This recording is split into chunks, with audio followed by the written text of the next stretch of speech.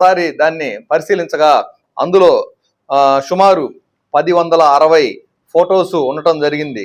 అందులో ఒక 178 ఆ సెల్ ఫోన్లతోనే కెమెరాతో ఫొటోస్ తీయటం జరిగింది. వాటిలో 101 ఫొటోస్ మాత్రమే ఈ అమ్మాయిలకు బయట అమ్మాయిలకు సంబంధించిన ఫొటోస్, ఒక 101 ఫోటోలు మాత్రమే ఉన్నవి. మిగిలినవన్నీ అతను వాట్సాప్ నుంచి డౌన్లోడ్ చేసుకున్న ఫోటోలు, అదేవిధంగా డౌన్లోడ్ చేసుకున్న ఫోటోలు ఉన్నవి. అయితే అతను వాటిని మార్ఫింగ్ చేయటం కానీ, ఎక్కడ ఎవరికి సోషల్ మీడియాలో కానీ వేరే విధంగా అసభ్యకరమైన కార్యకలాపాలకు వాటిని వాడటం కానీ జరగలేదు.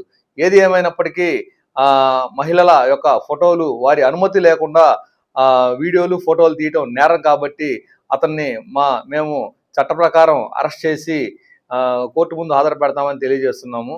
అయితే కొన్ని మీడియా ఛానల్లో 7,000 ఫొటోసు 7,000 అమ్మాయిలకు సంబంధించిన ఫొటోస్ ఉన్నవని చెప్పేసి కొన్ని ప్రచారం జరుగుతూ ఉంది. అది అక్షరాల అవాస్తవము. 7,000 ఫొటోస్ అయితే ఆ ఫోటోలు ఆ వీడియో అందులో లేవు. సెల్ ఫోన్లో మేము మొత్తం పరిశీలించాము. అదేవిధంగా ఆ సెల్ ఫోన్ను FSL కూడా పంపి దాని యొక్క టెక్నికల్ ఎవిడెన్స్ని కూడా మేము కోర్టులో ప్రవేశపెడతాము.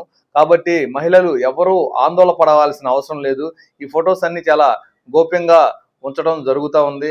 ఎవరైనా మహిళల పట్ల అసభ్యకరంగా ప్రవర్తించినా, లేదా వాళ్ళ పట్ల దురుసుగా ప్రవర్తించినా, వారి ఫొటోస్ కానీ వీడియోస్ కానీ తీసి మార్ఫింగ్ చేసినా వారి మీద చట్ట ప్రకారం చర్య తీసుకుంటామని, మహిళలను సంరక్షించే విషయంలో, మేము భద్రత కల్పించే విషయంలో పోలీసు వారు అనిత్యం ముందుండి ఉంటారని, కృషి చేస్తారని మేము తెలియజేస్తున్నాము.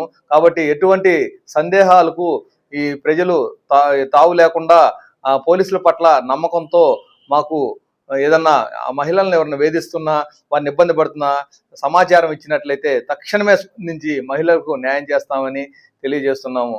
ఇందులో మా గుంటూరు ఎస్పీ వకుల్ జిందాల్ సారు మరియు మా డిఎస్పీ మురళీ సారు వారి ఆదేశాల మేరకు తక్షణమే స్పందించి ఆ ముద్దాయిని 24 గంటలలోపు అదుపులో తీసుకొని కోర్టు ముందు హాజరుపరుస్తున్నామని మీకు తెలియజేస్తున్నాం.